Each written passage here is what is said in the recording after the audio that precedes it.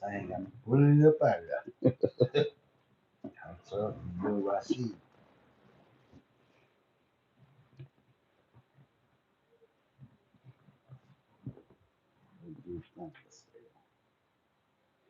What's up with it, fam? Say, man, we up late night working. That's that nutty buddy, baby.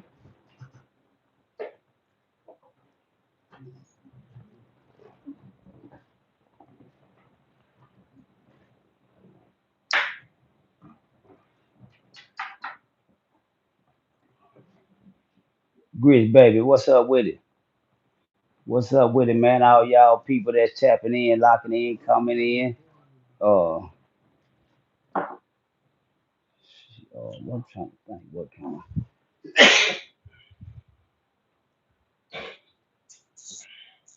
Get your yeah. I'll lean up. Lean right there. Lean right there.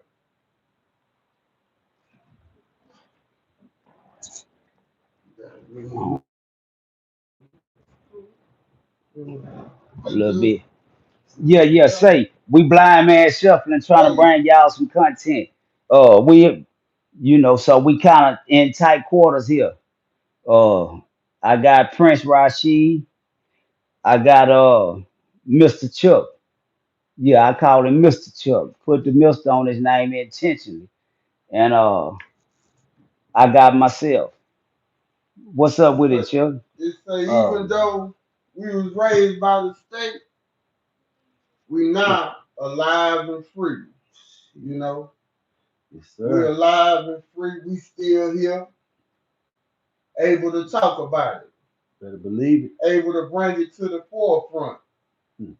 You know, able to still share our story with the whole world in hope that we can help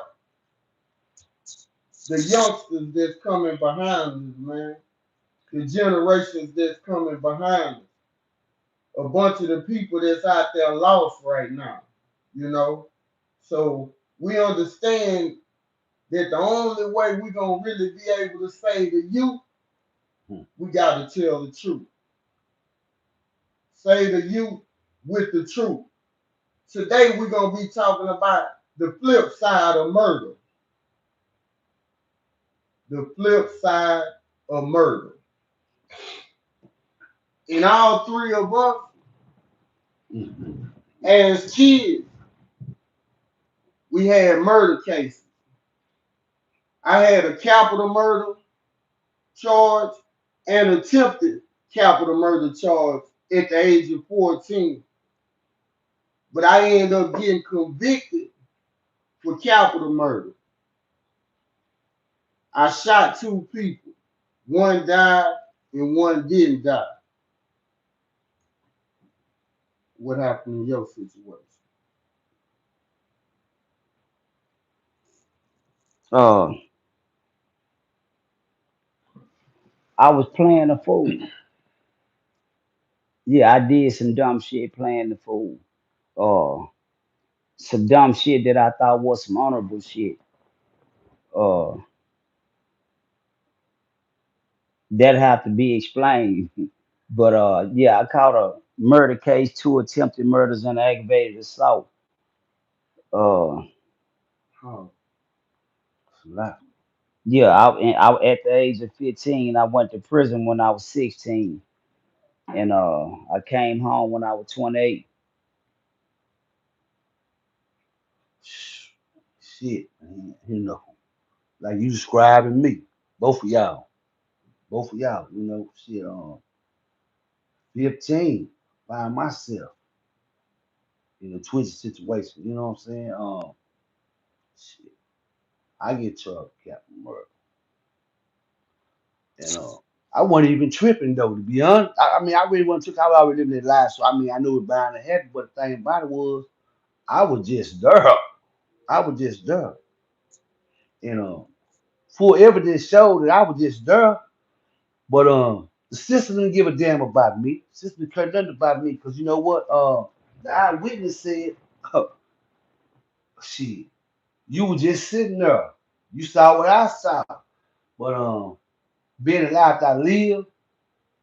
You know, it wasn't no telling. I mean, I don't know nothing. Still don't know nothing. And shit, it take me to go before the man. The judge. I say the man, the judge, they think they rule us like God, all that type of shit. Um, but get straight to the point though. Shit, I said I did something I didn't even do to save another person, and they knew it. They knew it. You know what I'm saying? They saw me down there. I turned 16. I'm out. I'm down there on Vito. Down there, shit. Just a little bit taller than the midget named Floyd on Vito 1. How tall you was at the time? You remember? Now remember, I was 5'4", 122 pounds. you know what? Show me how tall it is. Let me see. Let me demonstrate how tall it is. Well, let me see. I'm 5'7", Okay. so probably somewhere out here. Probably go by right there with your chest, with the muscle there right there. Go by right there. By right there. Oh yeah. Yeah, by right there. I'm just a little bit taller than the midget. Any youngers on you. And they knew I didn't do it. Them white folks don't care, man. So you won the trigger man. Nah, nah. But hold up. See, this real. I say trigger man for going on death row. You know what I'm saying? Shit. All I can say is, when they first got me, stand up, their mama said, you ain't coming home. Because she already knew how it was. So, I mean, it was what it was.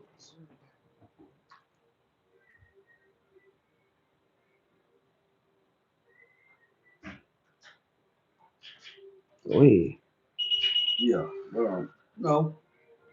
Shit, man. I say another motherfucker, man. And I tell you, I feel good doing it. I feel doing good. I mean, good doing it. Um, what they show you, like, what the shit happened again? I mean, I would have done the same thing. Don't get me wrong. I would have done the same thing 'cause that's what I would, you know. But the shit they show you, be like, man, damn, what the fuck? Trying to be down and loyal to motherfucker in the streets. How much time you end up doing? Oh shit, man. I got I ended up doing 10 on the 10, but it was so sweet for them folks. I got out, shit. It wasn't enough for a female to call and do the same thing. I go right back, I do 14. It's like I just got out for a furlough. How long you stayed up? Uh, just man, leaving at 15 for a captain murder. And you get out and you turn 26. Um, I think when I turned about like 27, I was already heading back. Heading back. A little less than a year. Uh, maybe half over. I mean, it shit hurt so bad, kind of like fuck with your mind. But just being amongst y'all, it's like, man, y'all free in my mind, because the shit been hurt. It's been hurt. You know. A lot of shit I ain't gonna be able to say. A lot of shit I ain't gonna probably add up and just know this here. Doing time for a motherfucker. Saving. When they get out how they flip on Just understand them type of feelings. And with that being said, man, it's like I still do this shit again. You might call me crazy, or you might say insane, insane. You know. I don't know. Right, right. You know, I mean, but do I want to do it again? Hell no. Hell no. Hell no. Do I want to? Hell no. So just being amongst y'all, you and Rashid, uh, y'all done set me free, man. When I say set me free, I mean y'all helped me. Y'all healed me, man. And I ain't perfect. I ain't only try to see, C or B, one and two. Uh, yeah, man, this shit real, man. People gotta wake up. Especially you, man. It's so easy being young and influenced at an early age. The house ain't right, and then you got somebody going through the same shit you going through out there. Yeah, you feel what they going through. They feel what you going through, and you thinking it's so solid. Thinking it's solid. Thinking it's solid. The shit so deep, man. Well,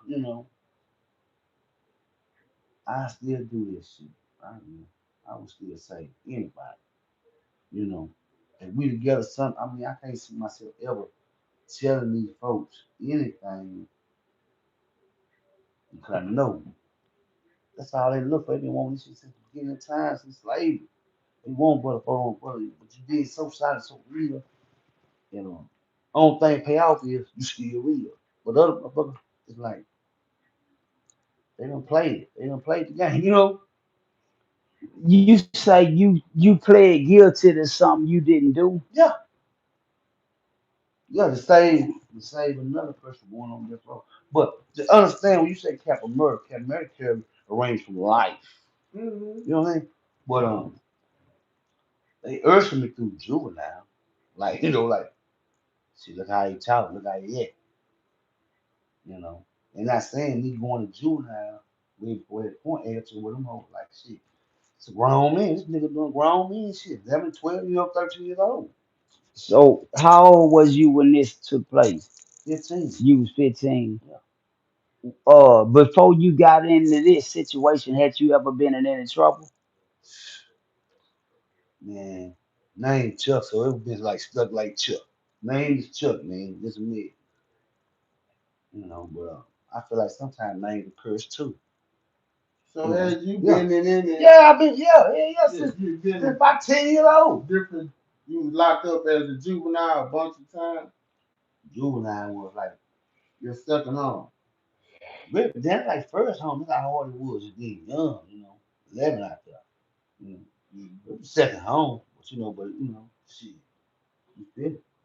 But all of this that we talking about, man, it's the flip side of murder. Yeah. You know, it's the flip side to it all.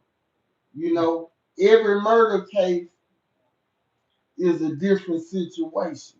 Exactly. Every murder case is different circumstances surrounding it. You know what I'm saying? But at the end of the day, a life is taken, a Exactly. life is gone, or more than one life. You know what I'm saying? It's gone. So we talking about the flip side of it all, you know, even the side where who all do it affect.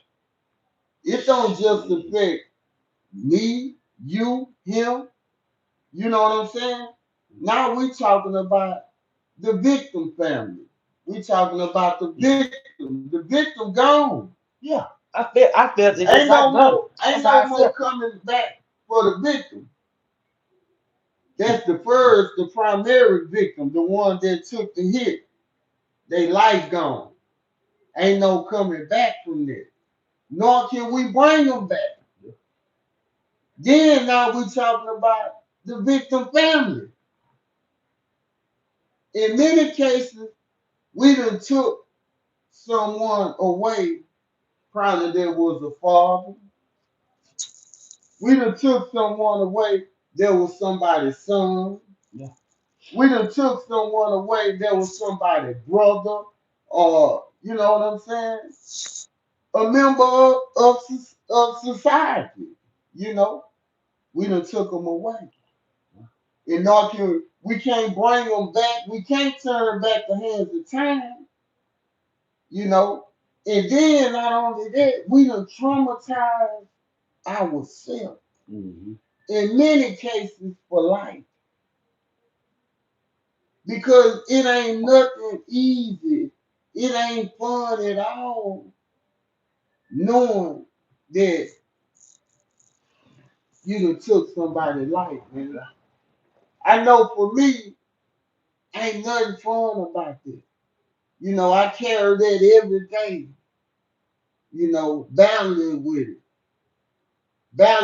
the thought of, man, it was me that took this person's life, that took this person away from their family.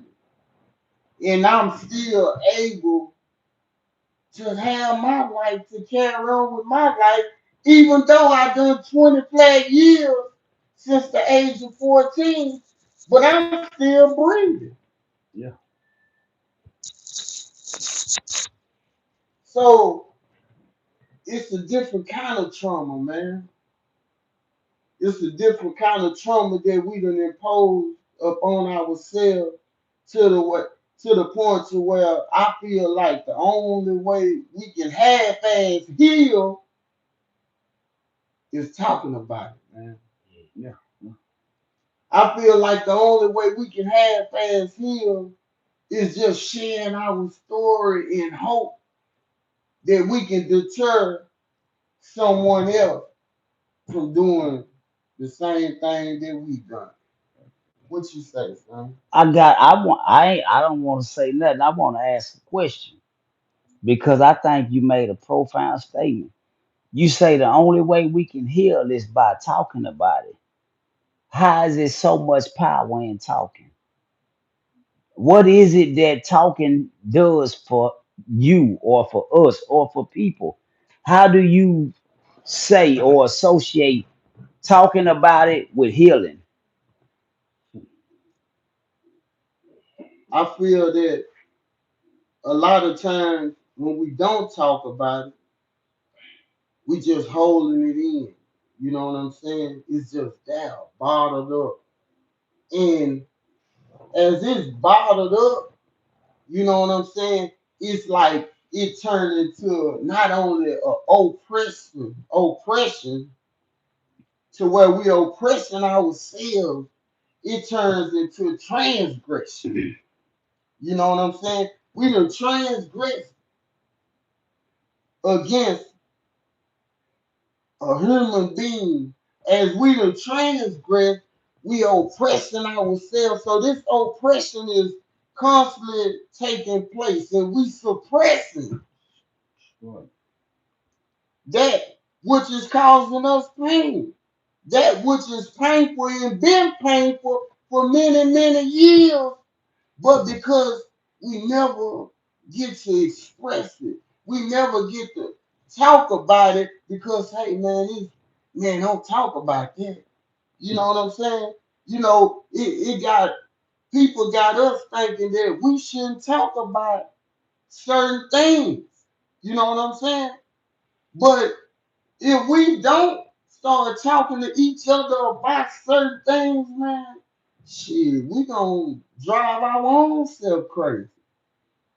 It's no wonder they say we suffering from bipolar, PTSD, generalized anxiety, and all this shit because we not talking about nothing. We not expressing ourselves and getting some of this shit off our chest and trying to start working on it and trying to heal. You know what you say? Hmm.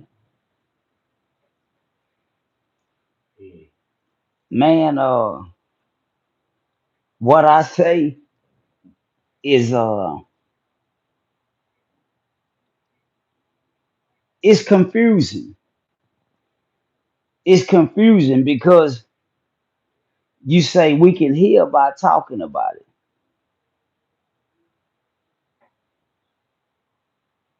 because you use the word, you said transgress, and it made me think about progress.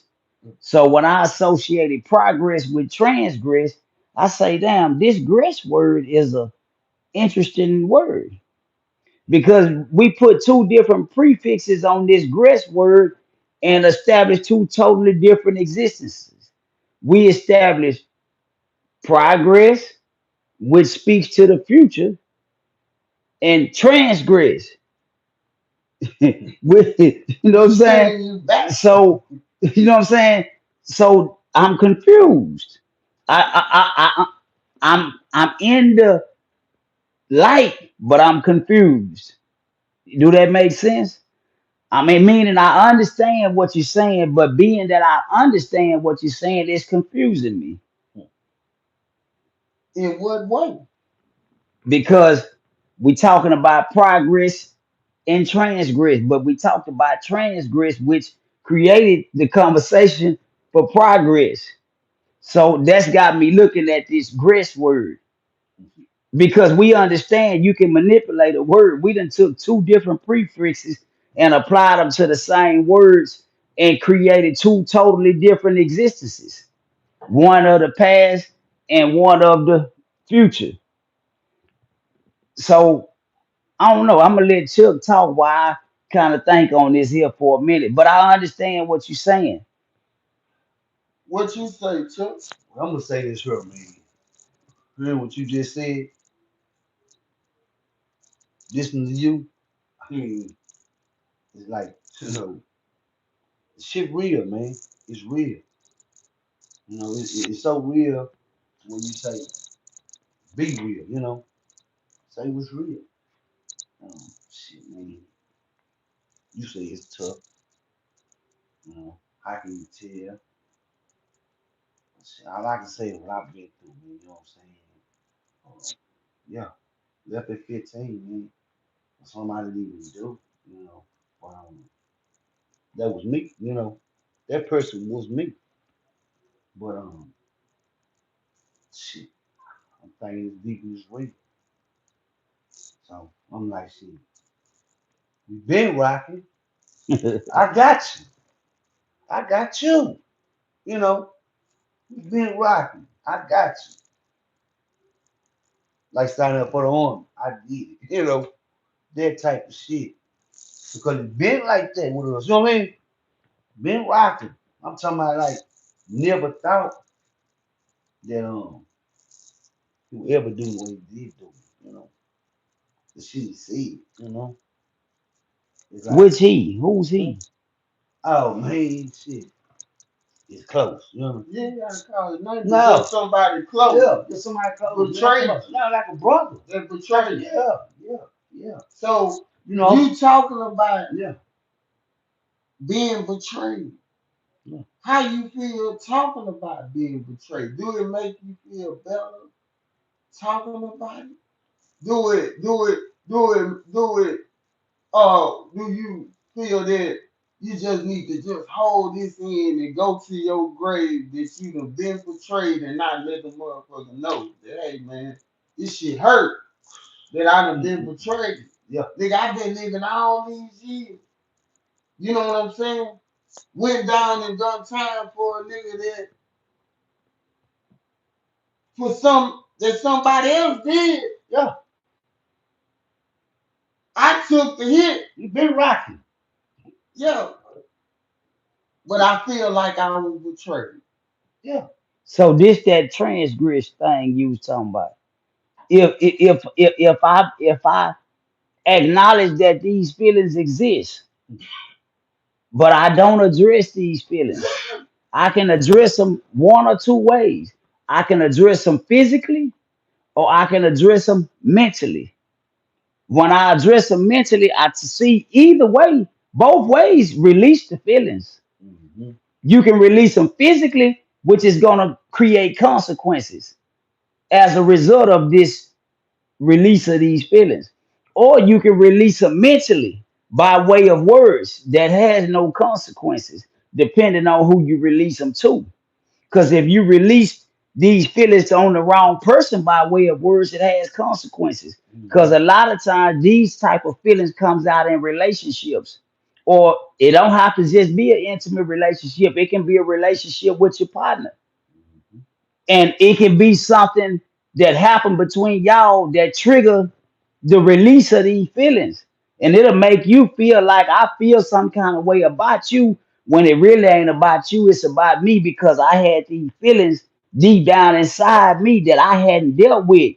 And you done triggered something inside of me that done made me release these feelings. They not for you, but they was released by way of you.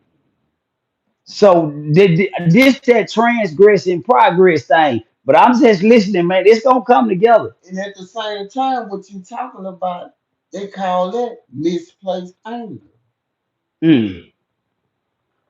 I agree. Misplaced anger. You see what I'm saying? Yeah, yeah. Misplaced anger, misplaced pain. Yeah.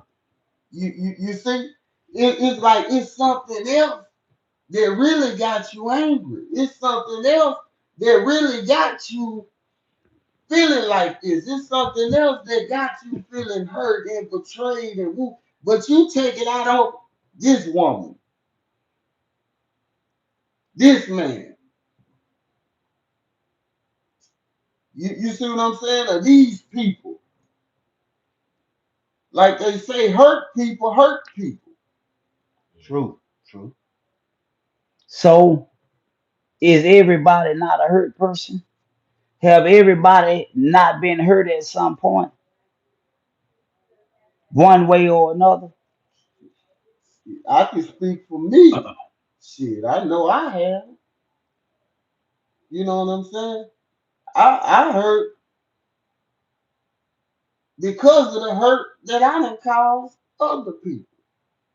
Because of the hurt that I've imposed upon other people. You know what I'm saying? I mean, but it took some time to even care to become aware of victim awareness, to develop remorse or any of it. It took time because at 14, I didn't give a damn about nothing or nobody. L- Let me ask you this. Understanding what you understand now. When a person is hurt, if I'm hurt, if you done did something that hurt me, meaning you got me feeling some kind of way, what should I do? On what level? On any level. If you didn't hurt me, I mean, what? Just I just hurt your feelings. if you hurt my feelings, I mean, because most of the time, and I'm glad you went there, because see, I always try to tell people that your feelings ain't you. You ain't your feelings. You got to be able to experience your feelings, but not let your feelings govern you. But we talking about hurt. See, hurt is a feeling. right? So this feeling and this hurt is governing you, meaning that you incarcerated. You emotionally imprisoned by a feeling. So just even understanding that, that's when your intellectual mind has to take over and understand what's taking place. And you understand that this is just something I'm feeling. Feelings are temporary. Just take a deep breath and hold on. Most of the time, when you release that breath a time or two, you're going to start feeling something else. It's easier said than done because it requires a different type of strength that most of us don't develop. Because at our in our adolescent state, in our young mind, as we moved around as menace to society, as what they call what we was delinquents. Yeah, they call us delinquents, misfits. We was impulsive, you know, to where I know I was. I didn't consider consequences. You know what I'm saying? We was Exactly. just acting out, just boom, whatever. You know, we just was. operating off the emotions, or you became angry right then. When you became angry, you respond. Well, not respond, because respond is from the intellect. You We react. react. Yeah. React. So I'm looking for that. yeah, we was reacting. You know what I'm saying? In many cases, we was reactionaries. Yeah. You know, the react or act that's been taking place for time and time and time again. We read like a rewind. We read that prefix. Yeah. Yeah, Tough one. yeah. We doing it again. You know, and we done it so many times to where now it became automatic. You see what I'm saying? Even as kids, and then as we growing up, and we still impulsive, we still emotional, we still it's E over I instead of the I over the E. Yeah, like that. So even as we going on, we thinking, and then in many cases, a lot of us think just because I feel it, man, that means it's real. Man, I feel this hurt. I feel this certain kind of pain. I feel like man, this nigga got me this enraged. So this feeling that I'm feeling is real. So I gotta react. I gotta do something. If I don't do something, then nigga, I'm looked up as nigga, I'm weak. That's what you call emotional intoxication. You emotionally intoxicated. Your emotions then consumed and took over your mind. Been now. Yeah, you emotionally intoxicated. Not you as a person, but just us in general. Yeah, we become emotionally intoxicated. See, a lot of people understand addiction when we talking about something that's external, when we talking about a physical substance. But very few of us understand addiction when we talking about internal, when we talking about our psychological, when we talking about our spiritual, when we talking about our emotional addictions. Mhm. See, you know what I'm saying? Addiction ain't just on the physical. Addiction is also internal. It's on the metaphysical. Yeah, you know what I'm saying? Yeah, we have emotional addictions. We have spiritual addictions. You remember when we took Maladi Islam? Mhm. How what's an addiction? You remember? Yeah, the addicted personality. You know what I'm saying? Anything Then, that you do compulsively yeah, that has a negative effect on your life. right. Anything that you do Anything become compulsively that has addictive. a negative effect on your life is an addiction because it's hindering your progress. Some of us are addicted to playing victim. Right? Yeah, some of us are addicted to playing victim because that emotional stimulation. We get an emotional fix with the po me victim stance, po me. Yeah, Right? yeah, Yeah, yeah, that which is the thinking error. Which yeah. is an error in one's thinking. Break that down. What you mean a thinking error? How can you have an error in your thinking? Shoot. What you If say, Chuck? I heard you. What's happening? You know, Say, I man. hey man, it's so deep in it. I mean, it's so real, man. I mean, this is life. I've been there. I'm coming up out of there now. You know, I'm coming up out. I mean, I've been feeling it, man. You know, been feeling, it, but I'm saying it real. Ain't nothing like being around somebody, being where you at, and you know it's real. You know, just met, just met, just met. But you know, you're so real. Y'all both so real to where there's nothing to that power, the pressure, and it's in a good way. Like, shit, come on, I'm your brother. I got you. Let's get it right. And I already been striving to get it back right. And this encounter here, shit, man, I'm on board. I'm on board. And when I say I'm on board, I'm on board to the point where I feel good now. Yeah, but I ain't get this been a long time. I've been up, I've been down. Done travel with it. Done done the most. But what y'all both talking about, it feels good. It feels good. It feels good. It And feels we good. ain't even got started. Yeah. We ain't because can't nobody help us but us. But you see, when you encounter your kind, Yeah. you don't have to have been known them. You know them because they your kind.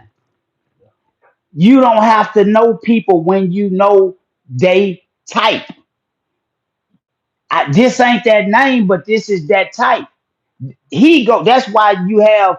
That's why you have to categorize personality types. Yeah. This type of person, bam. That type of person, bam. Because you gonna meet some more people that's those type of people. That's why you have a category profile of personality types. So when you encounter this type of person that's got the personality like you, I know your personality. So I know your kind. When I meet your kind, that's a Rashid, that's a Prince personality type. That's a Lee Clark personality type. That's a Sane personality. I don't know you, but I know your kind. And when you encounter your kind, y'all already been knowing each other. Mm-hmm. Yeah, y'all already been knowing each Got other. me feeling better. Yeah. Yeah, that's part of kind of like at a young age, I Yeah. was told that I had a gift of discernment. And for a long time, I didn't really know what that meant. But as I grew and got older and learned what that was, is the ability to be able to recognize. Mm-hmm. You know what I'm saying? The gift of being able to recognize people, situations, different types, different opportunities. You see what I'm saying? And a lot of times you ain't have to see it. I ain't have to see it with my eyes. I was able to feel it with my spirit. So a lot of times I can talk to somebody and I can look at you, but I can look at you through the spirit. You know what I'm saying? And seeing if we really is we that, you can Yeah. feel it, you know. And it took time, and as I went to seeing it and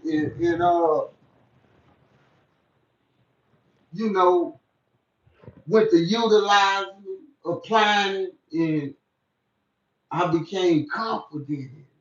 You know what I'm saying? It developed over time. But we talking about the flip side of Yeah. murder because you know Yeah, all of this is the flip side because this came from it. because look, let Yeah. me You let me feel what I'm say saying? this. I'm with Yeah, I'm with all this we I'm talking feeling it. about Yeah. this the flip side Been of up. it because it came from it. We're a product of it. See, We're a result of that. You see what I'm saying? when a person commit a crime such as murder, the problem ain't in the act. The problem started way before the act was committed. Mm. That's why this is the flip side of murder. You got to go all the way back to come forward to bring us to the understanding of how this act was carried out. Because you don't just wake up out of nowhere and commit the act of murder. It's kind of like a engine in a car locking up. Some has to happen to make the engine lock up. Other than that, the engine is designed to operate. The oil didn't get changed. The temperature got too hot. Some had to malfunction for this engine to lock up. So when once this act is committed, that's the equivalent of the motor locking up. This is the say all, end all, be all. So we going back diagnosing what caused this engine to lock up. Why was this act committed? Hearing you say that, it make me think about as I was, you know, being raised by the state, and as I was growing up behind prison gates, concrete walls, locked in them different cells. You know, I used to ask myself, why am I the way I am? Like a lot of fights I had, different stuff that I used to just react, not respond, react without thinking. I mean, just right then, right on the spot, right where it happened, boom. It's like, and I used to ask myself, man, why am I like this? Why am I, so impulsive? Why am I, you know what I'm saying? Yeah. Yeah. I And feel then after it happened, I'm like, damn, man, I got to do a whole nother year on close custody. I got to do a whole nother year on medium custody. I got to be on cell restriction again, no contact visit, commissary restriction, all because, you know, I ain't consider the consequences. Like, God damn, why I can't? But at the same time, it was something telling me, man, it's something deeper than this. So as I go to doing research, ancestry, and realize my great grandfather, Greenberg, 1876, he was born. 100 years before me, I'm born 1976. 1910, he get a murder case. He go to prison in Texas prison in 1910 for murder. He killed a man over a horse. Got out 1914. He was acquitted. The Texas Court of Appeal. My grandmother, my great grandmother, shot my great grandfather in his sleep.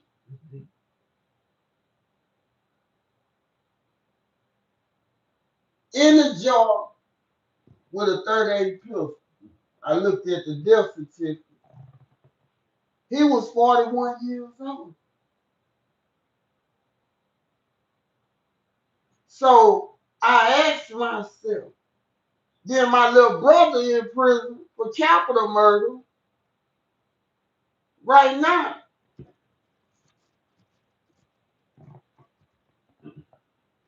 Lord hurt. And so I'm like, damn, is this murder shit? And then the DA told me when I went back to court, she said, look at him, look at him. Can't you see he was born to kill?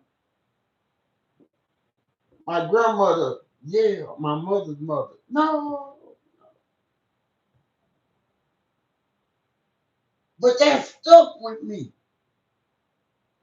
because a part of me was feeling and wondering, damn, was I really born to kill? Is this murder shit running through my blood in my genetic code that to where I'm trying to understand because this is serious issue. What you say? What you got, Joe? All I'm saying,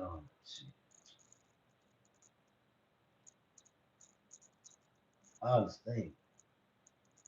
Uh, I know pain is pain. Pain is pain. Pain is pain. You know, shit. I understand. And I get it too. Kind of tough that we said about that engine. You don't do the proper maintenance. I mean, the result gonna be how we would. So it came from somewhere. I mean, when I say it came from somewhere, it came from somewhere, you know, before us. You know, shit, I feel like, shit, man. I've been through it too, man. I've been through it. But just imagine being 15, and be 16, you're in the court system. Ain't nobody with you. Nobody. You got nobody. You got nobody. Mama on drugs. Oh, shit. Big mama don't believe in laws or none of that. Don't believe talking to, don't believe none of it. You know what I'm saying? Shit. All I'm stuck with at 15 going through juvenile being certified, you know. Hold up. See, we understand Yeah. what certified means. Explain to the people what cert. I meant to do that because we be saying we use a lot of terms that common folk don't really know what it means. Okay. So, what does certified mean? What do you, and I want you to show once you tell us what it means. Show us what it look like. Look, first I look like me. I'm gonna see. Okay. Yeah, it look like me. What But it mean? shit, certified is when you ain't no but a child, they look at you, and trying to push you on through the system. So they probably couldn't get you with CPS and all that stuff. But they knew they can get you in juvenile, jail, prison. They can usher you through because number one, because of this, where we live at, yeah, certification, yeah, they certify you. Treat you like a grown person. Treat you like a grown person. Let me say this because I was thinking about this when we keep talking about certification means you a kid underage. You're not old enough to be prosecuted and treated as an adult.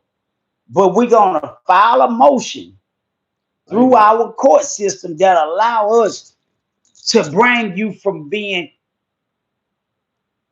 punished as a child to being punished as an adult. So even though you 12 years old, we're gonna file. It's called a motion of discretionary transfer, where they have a motion where they can transfer you from a juvenile penal system to an adult penal system because your crime is perceived to be too heinous to be dealt with in a juvenile court. They look, want meaning they want to punish your ass. So when they certify you because you too young to interact with the general population, they take you from a juvenile facility and imprison you in a single cell, 23-hour a day lockdown. Is that right? 20. You really accurate, but just imagine if they don't let you out at all. How Yeah. they treat us. I mean, cause see, I got certified too. Technically, we supposed to been on lockdown for 23 hours out of a day. That means that you had 1 hour a day for Rick. But you got to understand that your Rick is at the discretion of a hateful hearted person that don't look like you. So he might just feel some kind of way about you one day and pass you up. So your 23-hour a day then turned into a whole 24-hour day, and it's contingent upon how the next officer feel the next day as to whether or not you actually get that 1 hour rig. So just for the sake of the system and the way it's supposed to go, you supposed to be on 23-hour a day lockdown until you of a legal age to integrate with the general population. And So how old was you when you got certified? I was 15. And how old was you? 15. All right. And to add to what they saying, the reason I didn't get certified at the time because I was 14. Had it been 21 more days when I committed my crime, I would have got a life sentence at the age of 15. Mm. But because I was 14 at the time the offense was committed, I was allowed to go do my time in Texas Youth Commission, which was a juvenile system, until I got close to my 18th birthday and they took me back to court under the Texas law determined sentence to determine There you go. if you gonna go to prison to serve the remainder of the original sentence or if we gonna release you back into the custody of Texas Youth Commission until you 21 years of age. But in my case, they decided to send me to prison right before my 18th birthday. I turned 18 on Pack 2 What they do. in Navasota, Texas. Coming from Guinness State School, you know what I'm saying? They transferred me. I committed my crime August 8, 1991. Went to TYC. Went back to court June 29th. It was transferred to TDC July 7th, 1994. And didn't get released from prison until December 28, 2011.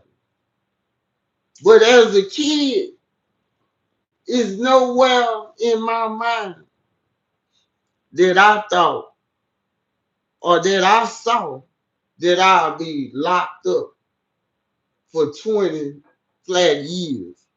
It's nowhere in my mind that I imagined the birthday of 15 years old, 16, 17, 18, 19, 20, 21, 22, 23, 24, 25, 26, 20, and on and on and on. You know, this was the life. This was the life that we lived. The birthdays every year they was passing like it's just a normal day to us.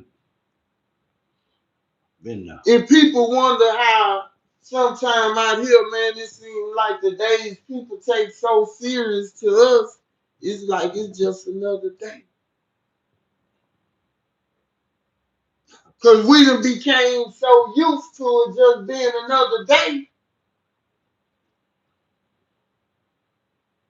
you know. Why is it so special now? But all this is, you know, the flip side of murder, man. The flip side. And I want to ask you this here, OG Sane. How do you feel knowing that you taking someone's life and that they'll never be here on earth again?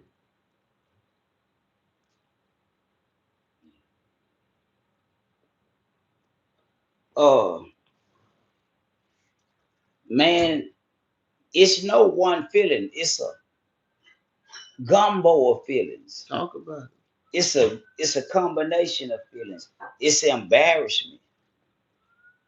Uh, it's disappointment. It's regret. Uh,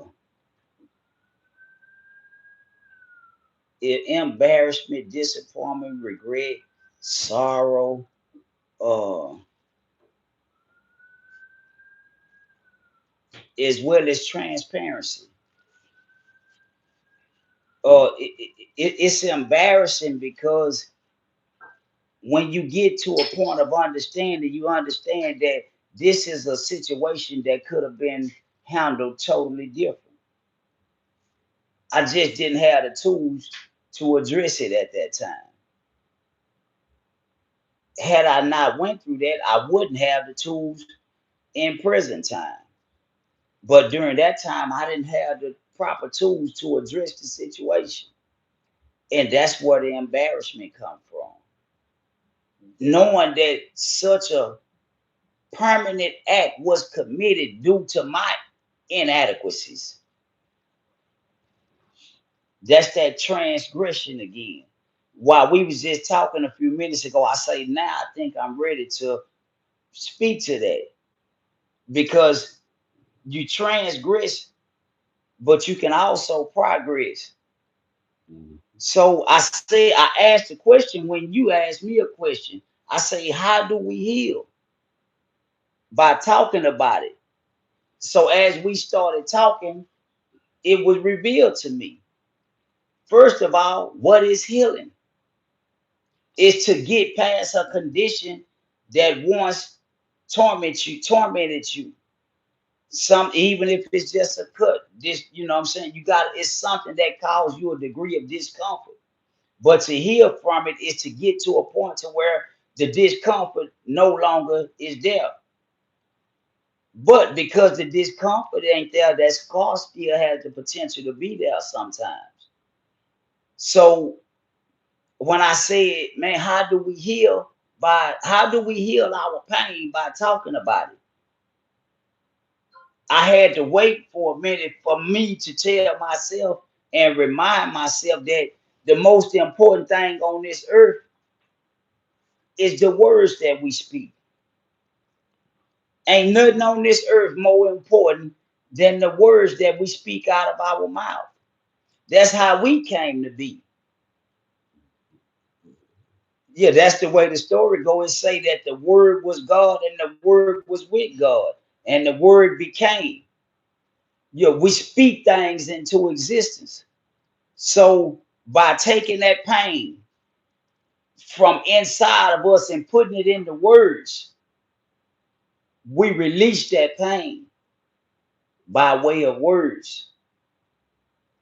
That's how we heal from talking about our painful states, the things that cause us pain. When we can take that pain and put it into words, because we have to conceptualize the thought that generates the words that identifies what we feeling. Once we identify what we feeling and we put it in words and we speak it out of our mouth, we releasing it from our soul. You see what I'm saying? So that's how we heal ourselves, by talking about it. That's the power of the tongue, The power of words. the secret power of words. Once it leaves your mouth, the words shouldn't return back void. It shouldn't return back empty. The only way you don't heal from painful experiences once you talk about them is if you're not being 100% truthful about what you feel because you're embarrassed to express what you really feel about that situation. If you remember, if we can recall the times when people actually release their true feelings by way of words, it makes them cry Mhm. because that pain is released. So those are two forms of tears. Those Empty. are tears of pain and tears of joy. It's joy in the release of that pain. But we done been tricked and done got caught up in the not knowing how to cry. Been there, shit. We never developed the ability to cry. We cried in an unnatural way because we cried with our actions. We cried with destroying things that brought that pain into remembrance. If you said something to me that made me feel something that I got buried inside of me, I would hurt you. I would want to hurt you because you done made me remember the hurt that's in me. You just said hurt people hurt people. True. Well, when you recall the pain that's in me, I'm going to do one or two things. I'm going to want to destroy you or I'm going to want to bond with you. So, yeah, man, it took me a minute to be able to speak to it because I didn't want to just say something. I had to really think about what I was gonna say, and as I was saying it, and me, I didn't want to just say something just for the sake of conversating. I wanted to say something that actually represented what I was saying in real time. Listening to what you just said and thinking about the different actions that we take towards other people. A lot of times we become inconsiderate to self and others. True. True. Yeah, You know what I'm saying? right, right. And that inconsideration of your feelings, of, you know, how my actions or whatever can cause you pain or cause you emotional pain. I'm inconsiderate to any of that, you know. It Inconsiderate meaning you don't care about how the way you gonna treat me. it Okay, cause you to feel a certain way.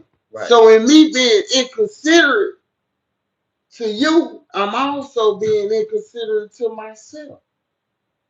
Because now this situation can be turned harmful, become harmful. You know what I'm saying? By me not being considerate of you and you become triggered by what I said. I done triggered you. I done caused you to feel enraged or anger to the point now you want to harm me because of how I caused you to feel. You see what I'm saying? So that inconsideration can bring out something from you to harm me. But we said something earlier when we said E over I rather than I over E. See, when you emotionally intelligent, you develop the strength to not let people be able to trigger your actions based off of how they make you feel. That's why I oftentimes say a lot of us emotionally retarded. Right. Because our emotional development was stagnated. For a lot of us, we only develop so far emotionally, and we don't want to go no further than that. So we 40, 50 years old, but with the emotional maturity of a 12-year-old, a 9-year-old in some cases, because who understands emotional maturity to the point to where we can teach you. We can teach each other how to evolve and how to develop emotionally. Because to address the emotions of a little boy ain't manly in the eyes and the mind of the misunderstood. And we was influenced and molded by the misunderstood because we couldn't even cry. We couldn't even express our true feeling. Man, say about it, man, go on all that old emotional ass shit. Yeah, nigga, man, say, nigga, suck it up. Yeah, hush up, boy. Man, hush your face. Hush, Hush your face, yeah, man. shut up. You better stop. They want you to Weak ass stop nigga. crying right Cry now. baby ass nigga. Right now. Yeah, not understand that crying is a healing power from the spirit. That's a gift. That's an ability God gave us to heal release. ourselves. It's a form So of just release. imagine how many of us boys, because it's not imposed on girls. Just imagine how many of us boys done grew into our adulthood with all these years of this built up, unexpressed pain. All of these tears that we've been needing to release that's overflowing inside of us. Mm-hmm. Because if we let it out, we perceive as something that we not. Come on with it. You know, I'm telling y'all, this is deep. It feels so good. I can't just stop saying it. But I felt everything y'all saying about that crying. Tell you, but when I lost my mama down there, I tell you, when I lost my mama down there, how old was it? This year, I'm probably maybe I'm 20 something. I'm 20 something, you know. But just imagine starting out from 15 in this system, you know, and you experience what you experience, and you go through what you go through, and you lose your mama. You know what I'm saying? You know, you got to hear it from a prison guard. You know what I'm saying? You got to hear it from a prison guard. You don't allow your mama first. A woman that you know what I'm saying. Shit, I had you know what I'm saying doing time. You know, and one thing or another. I mean, but I had stepped in a relationship. You know, they want to say it's inappropriate, but at the same time, that same inappropriate relationship what gave me the news when I first lost my mother. You know, and when I cried, I mean, I would have never thought I would have cried in prison. Cause I didn't want to be looked at as being weak. I didn't want to be looked at as anything other than Chuck D. You know, losing mama, man. I tell you, man, I cried, man. You know, I didn't give a damn what nobody had to say. I said, man, this shit real. This shit real. Cause being home, down here bullshit. I got caught up in this system because I went at a child. And only thing I find developing is being amongst the Muslims, taking shahada, you know, being embraced by some strong brothers like that now. That's all I had. That's all I had, man. I mean, mother went to the street at an early age, you know. Shit, I was in the streets and then I'm in prison. I mean, shit.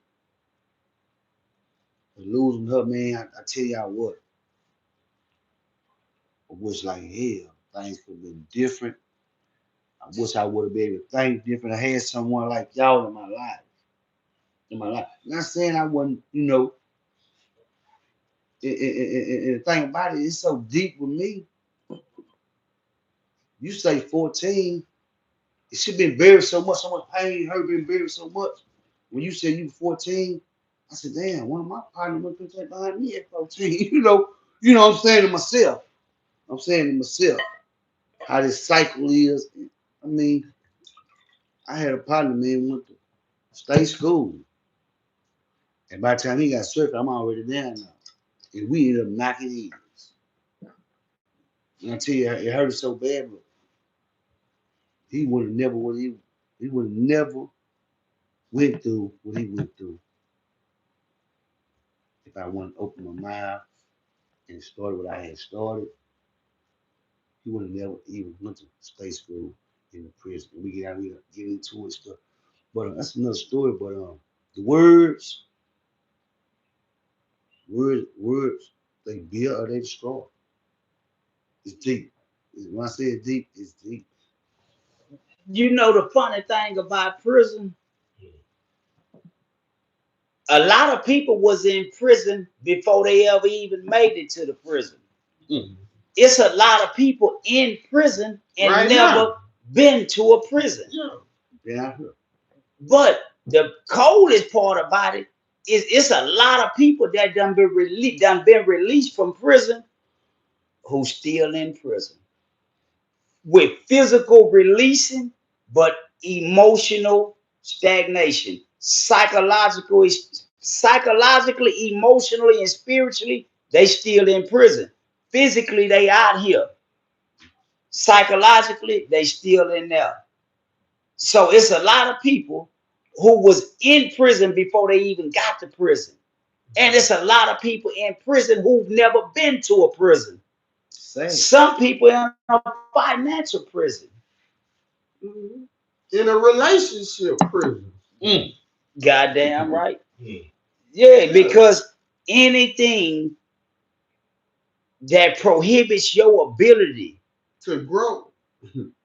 and be the best version of yourself is a prison. Anything that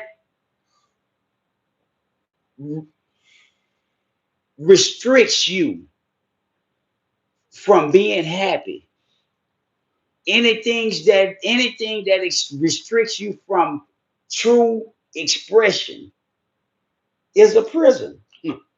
A prison ain't just a physical place. Mm-mm. Yeah. A prison can exist on every level that's known to mankind. So a lot of people think I ain't never been to prison, but you in a prison now. Yeah, it's a mentality. Yeah, it's a mentality. It made me think about, once I adopted that prison mentality for all them years on the different units. What's a It, prison mentality? Give us that picture. it's a mind state.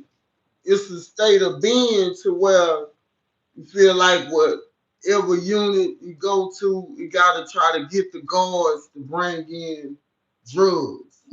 Or get the guards to bring in tobacco. It's like it's automatic. It's like, man, I'm here now on this unit, or if I get shipped to this unit, shit, I gotta figure out how I'm gonna get a guard to bring in this or that. How I'm gonna get the guard to bring in a cell phone or this or that. It's like Predator. it's automatic. It's a mind. If I don't do this, I'm not popping. Uh-uh. If I don't make this happen, then I done lost. If I can't make this happen on this unit, you know what I'm saying? Then I ain't it. If I'm not fighting, if I'm not squabbling, if I'm not trying to fight the hardest nigga on the unit, nigga, I ain't there. You know? So it's a mode of being, it's a mind state. And then it once you go into that mind state, it's down there like you become addicted. What? Repetition every day. It's different levels of addiction. You know what I'm saying? To where it took many, many years. I remember one time, man, one of my brothers, I'm on the cell phone talking. I'm under the bunk. I'm hiding under the bunk. And one of my brothers, he like, man, you ain't tired of hiding up under the bunk? Who you was talking to? Nah. Yeah, one of my brothers say, you ain't tired of hiding up under the bunk, man. And that right there shook me. It made me snap like, man, I really am tired of hiding up under this goddamn bunk. Hours. And you know what I'm saying? Got somebody standing there, niggas watching that, not knowing, nervous and wondering, hoping that, they don't run down on. You know what I'm saying? So yeah, no, it's a mentality, man. I had to break that mold. I had to literally say, wake up one day and be like, man, I'm tired of this shit. Damn. I'm tired of this shit, Been man. there. Been there. You know what I'm saying? I'm tired of this shit. I want to go home. So for all them years, I was trapped, operating up under a prison mentality. You feel me saying? Right, right. Yeah. For all them years, and it took me literally having to consciously tell myself, man, I don't want to be like I'm this. tell you. I don't want to live Right like here. this no more. I'm tired of this shit. Yeah, go ahead. No, I'm listening. So he can get everybody. If you bag it, yeah, there you go. Yeah, yeah. We just trying to get the phone back where he can get everybody in the thing. Well, Put it on that table right there. Nah, nah, the one behind Put it right here. Put it right there. you. Yeah, that's cool. You can sit it back down right there. Yeah, there you go. Yeah, I want y'all to be able to see who talking to you, man. We just trying to yeah, we trying to readjust the Yeah. camera. Uh, We talking about that prison mentality, man. You know, it ain't easy breaking that mold. no, It ain't easy breaking that mold, man. It ain't easy breaking that mold when you've been operating up under that mold of being for so many years, you know? Yeah. Uh you gotta consciously it took some time. It took some time. And there's some boys down there right now. You know what I'm saying? They gonna have to break that mold. They really wanna come home, man. They gonna have to break that mold. They gonna have to just, fight against that prison mentality. You know, and even out here, coming out here, it's a lot of the prison ways that many of us still have.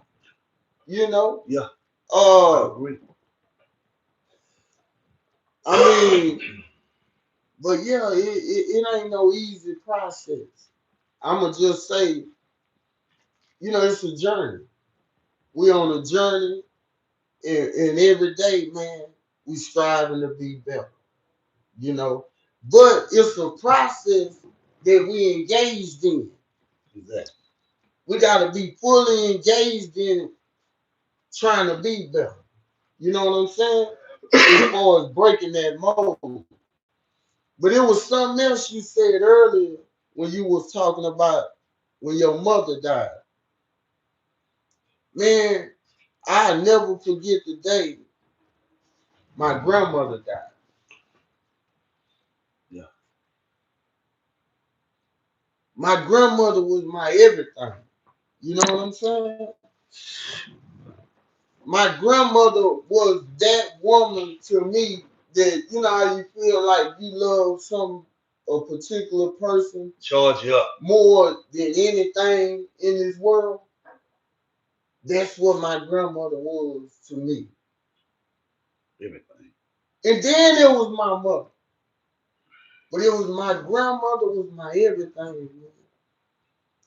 And when they told me that my grandmother had died, it was it was a pain that I never felt in my life. Oh, You know what I'm saying? Because there's nowhere in my mind this can happen. going in at 14, I'm thinking my grandmother was going to die, man. I don't know if it's something in our mind that go to thinking that people going to live forever, or it ain't going to happen to not my grandmother, not my mother, not my people. But it happened, man. And then being told that I can't go to the funeral. Family fighting for you, though. I already know. Because I'm a menace to society, because I'm a threat to security. And then all the times I escaped from the different juvenile facilities, went AWOL, when I went home on a home visit and didn't come back, all of that affected to that point. this why you can't go to the funeral. You're an escape risk. You don't remember all the times you escaped when you was a juvenile from this place, that place. You're an escape risk. So all this follow you.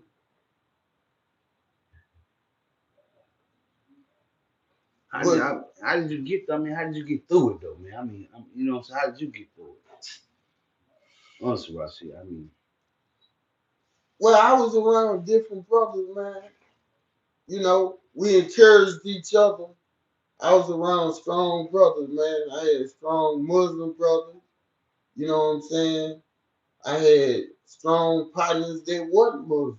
Yeah. You know, but for the most cases, you know, I always surrounded myself with good brothers, man.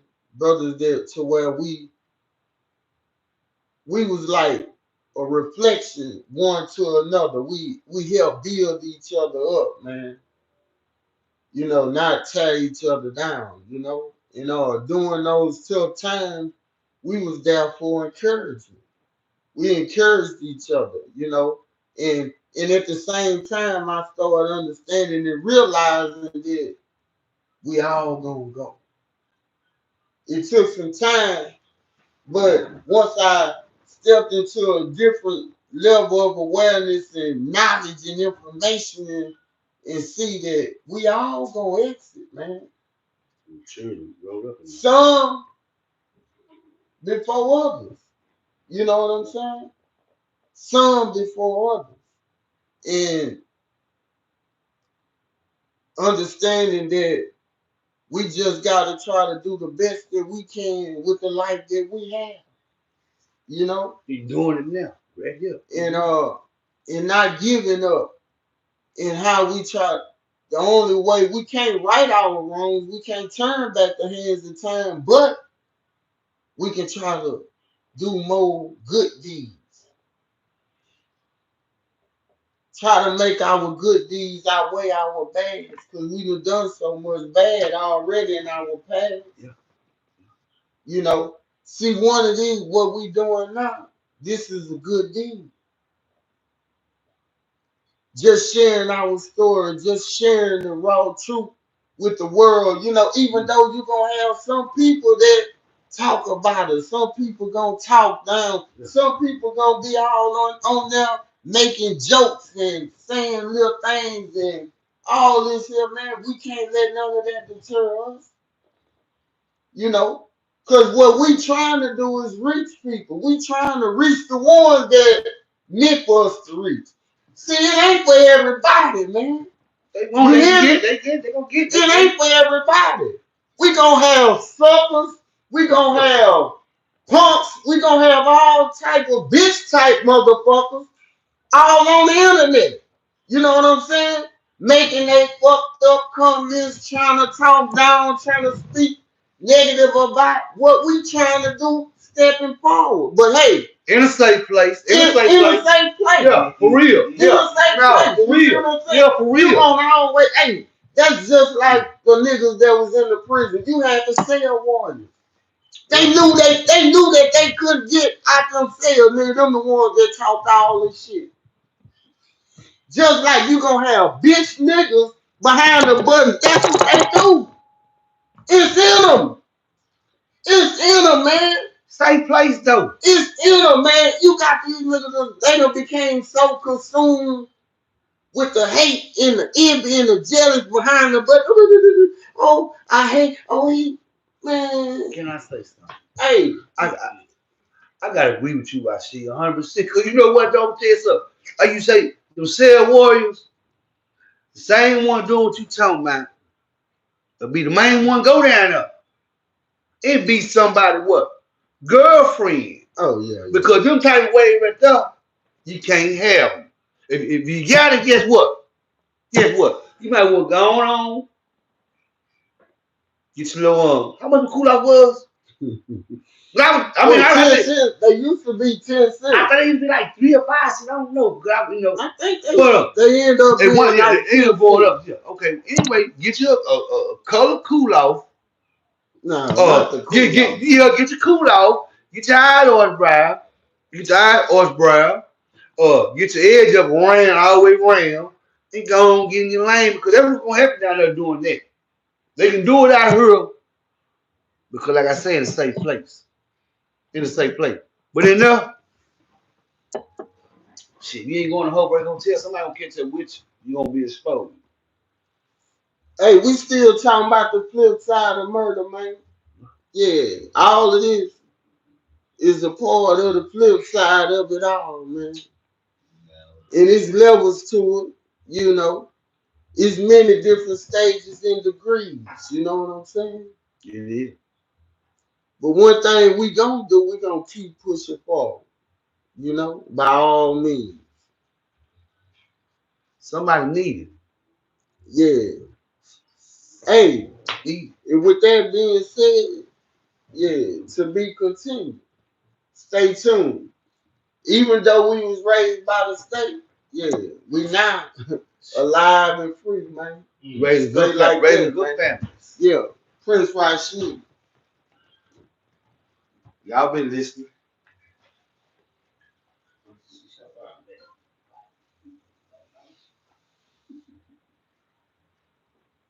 Was it all right? But look, no, that was good. That's yours. Look, before we burn out, I want to talk about last night when we spoke to the little kids. When we spoke to the young men, I ain't gonna call them little kids. I'm gonna say young men. That one gonna stop every 20 minutes. But when we spoke to the young men, because we were there to try to give them something and try to educate them about something, and they actually educated us. So I just want to have a discussion right quick, maybe 5 or 10 minutes, about what we learned from trying to teach them. Because see, to me, it trying to teach them taught me something. First of all, when you're dealing with kids, especially kids from the hood that you don't know, they not used to a man having authority over them. So when you come in and take a position of authority over them, the first thing you have to be in the know of is the fact that they uncomfortable because they not used to a man. They not used to being addressed by a man. Irregardless to what they used to and what they comfortable with, it is what it is. You have to take a position of authority, but in a respectful manner. It's got to be understood that we setting the standards on how this gonna go. You gonna get with it or you gonna remove yourself from it. So based off what you seen, cause see, I just met Chuck last night, and meeting Chuck last night brought Chuck back tonight, which brought us back to y'all, because Chuck said some things to us that made us say, "Well, let's go on and activate." So just kind of run it back and help us understand what you understood about what you seen yesterday. What I saw yesterday was of